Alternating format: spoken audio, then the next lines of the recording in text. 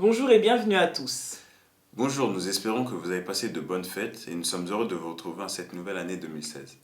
Et tout de suite, place au sommaire. 2 de nos journalistes ont été invités lors d'une session organisée par Demain. Découverte, de plus en plus de jeunes entrepreneurs issus de la ville d'Aubervilliers se lancent dans l'ouverture de commerce. Médiation. Bientôt 2 ans que les médiateurs de nuit maraudent. Faits divers, quels dispositifs ont été mis en œuvre suite aux attentats de l'année 2015?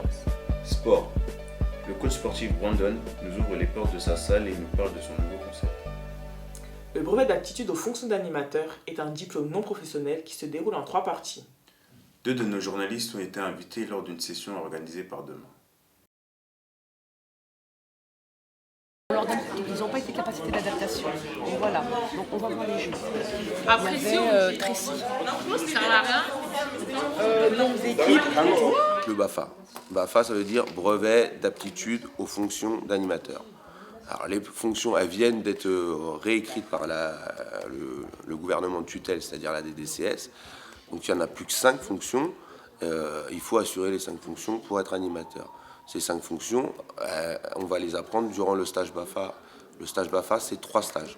Une première partie de formation générale qui dure 8 jours, où on apprend les bases de l'animation, que ce soit théorique et pratique. C'est-à-dire que sur le stage, vous allez apprendre la connaissance de l'enfant, la réglementation, tout ce qui est théorique de l'animation, et vous allez vous essayer à la pratique de jeux, de chants et de grands jeux, en travail d'équipe.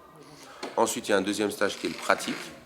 Donc stage pratique, vous êtes animateur stagiaire en accueil de loisirs ou en séjour de vacances. Ça dure 14 jours. Et là, vous vous essayez sur le terrain, concrètement avec les enfants, à l'animation. Et enfin, pour conclure et pour finir le BAFA, il faut un 3e stage qui s'appelle l'approfondissement, qui dure entre 6 et 8 jours selon la spécificité que vous choisissez pour l'approfondissement. Parce que l'approfondissement consiste à approfondir une thématique autour de l'animation. Ça peut être les grands jeux, le suivi sanitaire, la petite enfance, enfin, ils sont multiples. Et après, il y a des qualifications un peu plus spécifiques, comme le PSC1 ou le surveillant de baignade. Le déroulement, alors vous savez le déroulement, c'est le découpage. Vous pouvez faire déroulement et rythme. Est-ce que le déroulement était cohérent aussi? Est-ce que les différentes étapes étaient là? On démarre doucement, le point fort et on redescend. Les jeunes, en tous les cas, qui ont été cooptés par les Demain, ont toute leur place, je dirais, dans la cité. Quand je dis cité, c'est vraiment la ville. C'est donner une autre image de la jeunesse, etc. Voilà pourquoi la formation BAFA est intéressante. C'est pouvoir effectivement leur dire que vous avez un rôle dans cette société-là et pas n'importe lequel rôle, parce que vous êtes accompagnateur au même titre que éducateur, au même titre que la famille et que l'école. Et que votre rôle, il est complémentaire et qu'on peut en faire un métier. Et si vous avez la foi, allez-y, quoi. Voilà pourquoi la formation.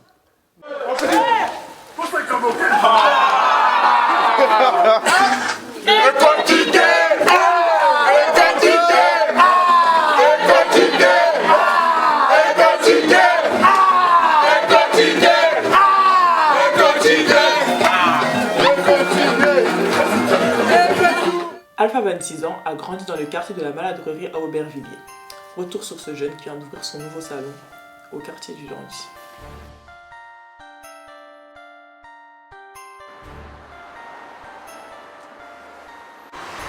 Bonsoir et bienvenue devant le salon d'un nouvel entrepreneur. Veuillez me suivre pour en savoir un peu plus sur ce parcours. Bonsoir Alpha. Bonsoir Romain. Alors vous êtes un nouvel entrepreneur et quelles sont les étapes à suivre pour ce propre commerce? Premièrement, il faut avoir son propre projet, un projet bien carré. Après, il faut avoir des fonds aussi, parce que pour un commerce, il faut des fonds. C'est de l'investissement. Et après, il faut toquer à toutes les portes. On essaie de trouver un local commercial. Quels sont les avantages et les inconvénients d'être son propre patron? Déjà, les avantages, c'est que tu n'as personne derrière toi. On va te dire fais ci, fais ça. Après, bon, j'ai instauré un peu mes propres horaires. Ça, c'est les avantages. Après, les inconvénients, bah, t'as pas droit à l'erreur. T'as pas droit à l'erreur, t'es obligé d'être au taquet. Parce que si tu peux t'en prendre à personne si ton commerce ne marche pas. Au lancement de ton commerce, il faut payer le matériel, les salariés, etc., les locaux. Comment tu t'y prends? C'est difficile ou pas? Bah, déjà pour le matériel, vu qu'à la base c'était un salon de coiffure ici, c'est-à-dire l'ancien propriétaire il m'a tout laissé. C'est-à-dire pour ça j'ai pas eu de problème, mais bon, j'ai dû racheter quelques bricoles, parce qu'on a besoin d'un peu de matériel. Et pour les salariés, c'est un peu compliqué parce que ça vient d'ouvrir. Et comme c'est le début, c'est-à-dire que ça rame un peu. Et quoi qu'il arrive, tes salariés, t'es obligé de les payer. Mais voilà, on fait avec. Pourquoi tu choisis ce domaine? Bah, c'est ce qui me paraît le plus. Je vois que tout le monde se lance dans les chichas, dans les restaurants. Je me suis dit pourquoi pas se démarquer. Et après aussi, je sais que la coiffure c'est important chez la femme comme chez l'homme. Quels sont tes projets pour l'avenir? Bah, pour le moment, j'attends que celui-ci prenne de l'ampleur. Et ça prend de l'ampleur, bah, pourquoi pas ouvrir d'autres salons, je sais pas, avoir une chaîne, un truc comme ça. Depuis près de 2 ans, une équipe mixte de médiateurs dont les seules armes sont la parole et la négociation maraude pour améliorer les problèmes de la ville d'Aubervilliers. Bonjour, Bonjour, vous pouvez vous présenter s'il vous plaît? alors moi c'est Bokoum Abdou, j'habite à Aubervilliers et je suis chef d'équipe à Aubert Médiation, les médiateurs de nuit d'Aubervilliers. D'accord. Quel est le rôle des médiateurs? Alors les médiateurs de nuit ont 2 rôles, un rôle qui consiste à faire de la veille sociale et un rôle qui consiste à faire de la veille technique. Je vais détailler les 2 rôles. La veille technique, c'est signaler tous les dysfonctionnements qu'on peut rencontrer sur le patrimoine des bailleurs, qui sont nos partenaires, et de la ville, pour que justement ce dysfonctionnement puisse être réparé dans les meilleurs délais. Et la deuxième tâche, c'est la veille sociale, qui se découpe en plusieurs parties. Une qui consiste à sensibiliser les gens sur les différentes incivilités. Ça peut être squatter dans un hall d'escalier et déranger les gens. Ça peut être aussi gérer du conflit de voisinage. Quand il y a un problème entre 2 voisins, on intervient pour essayer de temporiser la situation et faire parvenir l'information au bailleur pour que le bailleur puisse prendre les meilleures décisions. D'accord. Et c'est vous qui définissez les groupes? En fait, je définis les groupes, mais en collaboration avec un médiateur chaque semaine. Chaque semaine, il y a un médiateur qu'on a nommé référent, qui travaille en partenariat avec les responsables pour justement faire des équipes qui sont cohérentes pour pouvoir aller sur le terrain et pouvoir faire le travail correctement. Est-ce que vous aimez ce que vous faites? Franchement, j'aime beaucoup ce que je fais parce que j'ai la sensation d'aider les gens en fait, et donc d'améliorer le vivre ensemble sur Aubervilliers. Comme je suis né à Aubervilliers, je trouve ça très important d'œuvrer pour sa commune et de faire en sorte que tout le monde vive du mieux possible tous ensemble. Donc très satisfait de mon travail. Alors nous on intervient là maintenant on est coupé en 2 groupes. Alors il y a un groupe qui est de 4h à 23h et l'autre de 17h à minuit. Et on fait des maraudes de 2 heures. Après on revient ici au GIP, on appelle ça le GIP, c'est les bureaux. On fait un débrief. Ensuite on fait le débrief vocal, après on le tape sur l'ordinateur. On a notre pause et on retourne en maraude et après voilà. On est une équipe de 12 médiateurs pour recouvrir au total 4 secteurs. Donc il y a le Lille la Musotis, la Maladrerie, Paul-Éluard, 112, Fusain, le Landier, Centre-Ville. On travaille en collaboration avec les gardiens, puisque eux ils travaillent, ils travaillent en journée. Et nous, en fait, on reprend la relève le soir. Donc tout ce qui a été dégradé dans la nuit, nous, on le note. On le renvoie, ils le reçoivent le lendemain matin et ainsi de suite. Ça fait qu'il y a un turnover. Donc les dégradations, elles ne sont pas laissées sans suite. Même si ça prend du temps, parfois les habitants, ils se disent « Oui, c'est vrai, la porte, elle est cassée depuis 2 mois, depuis 3 mois. » Ça met énormément de temps parce que c'est pas que l'information, elle ne monte pas. c'est que le bailleur social, notre partenaire financier en fait, ce qu'il recherche, c'est les meilleurs prix pour pouvoir réparer. Donc ça met énormément de temps parce que ça met entre autres d'autres personnes, d'autres partenaires, etc. Après les attentats de novembre, le gouvernement a déclaré l'état d'urgence et mis en place de nouveaux dispositifs de sécurité. Parmi les nouvelles lois en débat, celle sur la déchéance de nationalité fait polémique et pose la question « Qu'est-ce qu'être français ?» Bonsoir. Bonsoir. Pour vous, c'est quoi être français? C'est une question compliquée, mais moi je dirais qu'être français, on ne naît pas français, on le devient. Voilà, c'est un pays qui a une culture, des règles, des lois, et que voilà, quand on veut être français, il faut connaître un peu tout ça et accepter les règles qui sont là, quoi. Pour ma part, je suis né en France, j'ai grandi en France. Je suis français d'office et je me sens comme français. Certes d'origine étrangère, en l'occurrence malienne, mais je suis français. Voilà. Parce que je suis né sur le sol et parce que je me sens comme français. J'ai acquis les valeurs françaises à l'école, autour de moi, dans toutes les institutions que j'ai côtoyées, que ce soit les centres de loisirs, les maisons de jeunes, etc. Je bénéficie de la nationalité d'un grand pays qui a été un pays colonisateur. Donc ça veut dire que concrètement, moi on ne me demande pas mes papiers quand je me promène dans la rue.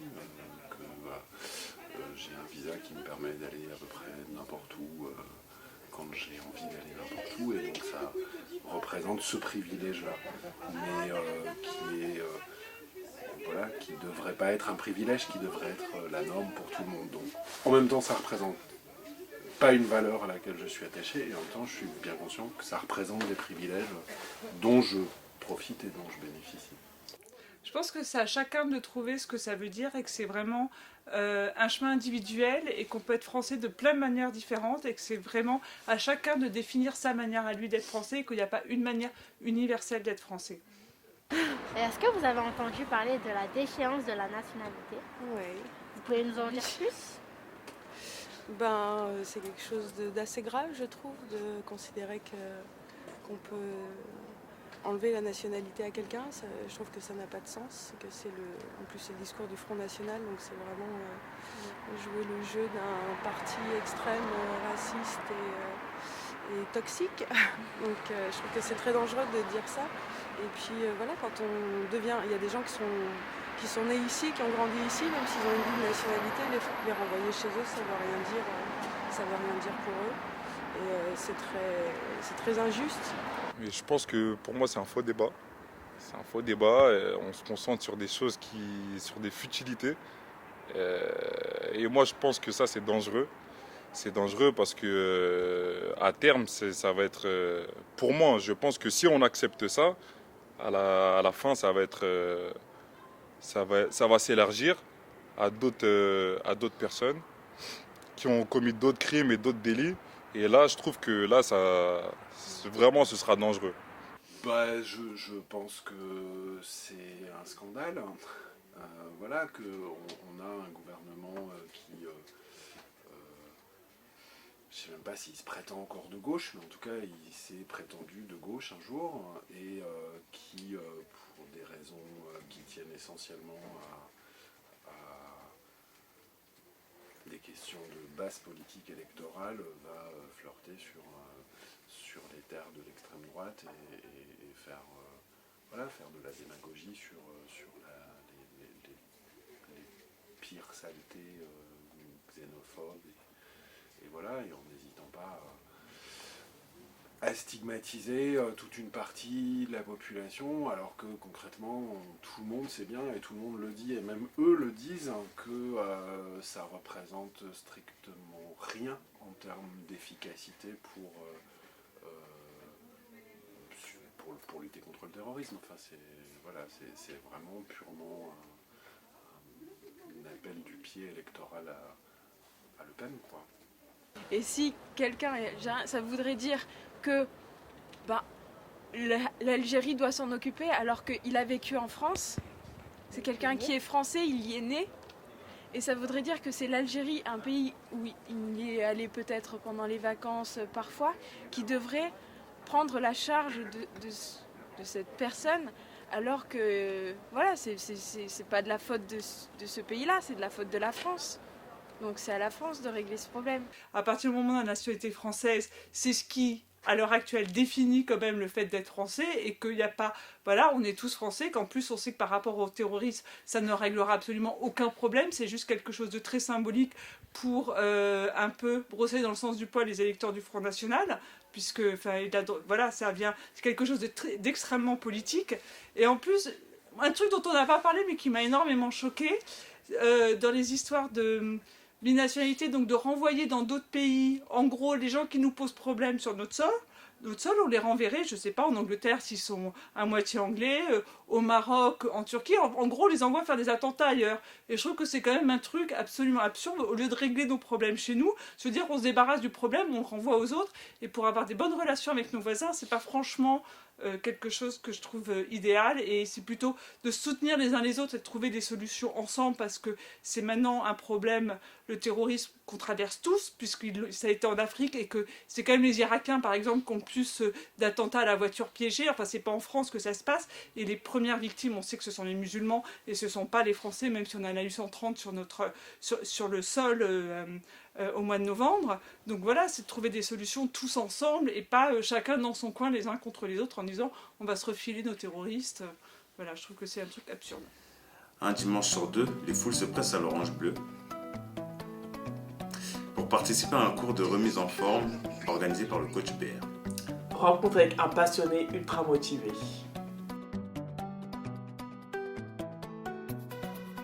Alors le concept Fit & Zik là qu'on est en train de développer, c'est assez simple, hein, c'est un mélange du mot fitness et musique. Donc fit pour fitness, zik pour musique.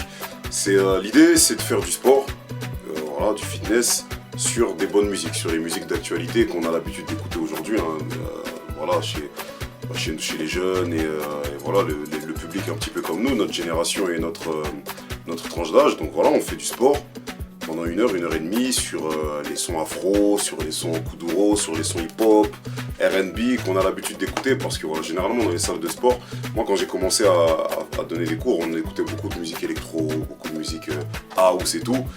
Et voilà, j'avais des remarques et les gens qui me disaient beaucoup ouais, change de musique. Donc voilà, Fit & Zik c'est ça, c'est faire du fitness sur de la bonne musique d'actualité qu'on a l'habitude d'écouter chez les jeunes d'aujourd'hui.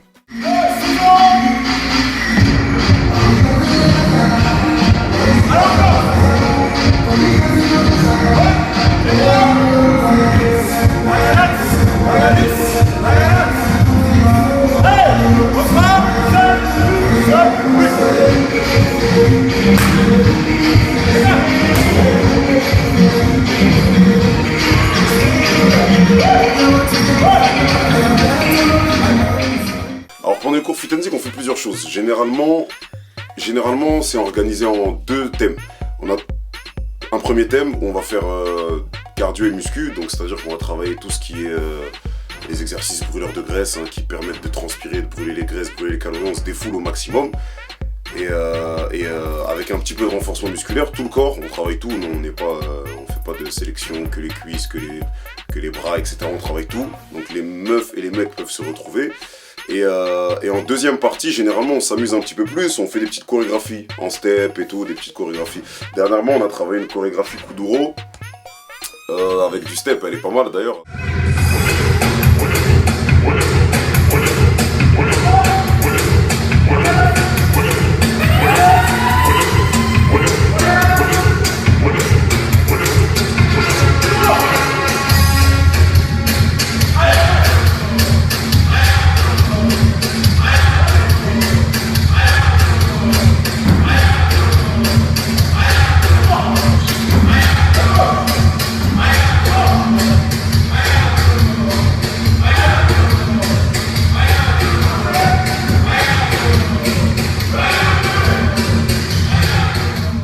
Musculation cardio et à la fin toujours un petit peu de chorégraphie en musique avec le step.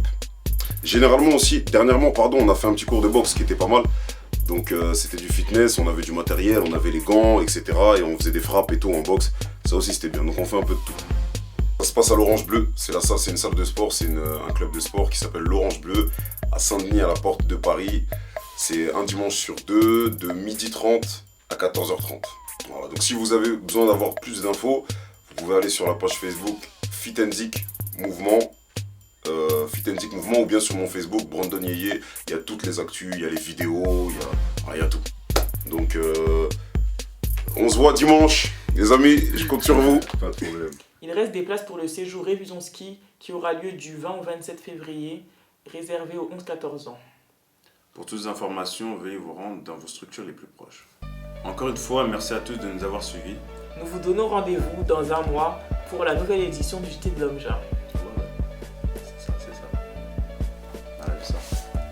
Tu fais quoi là?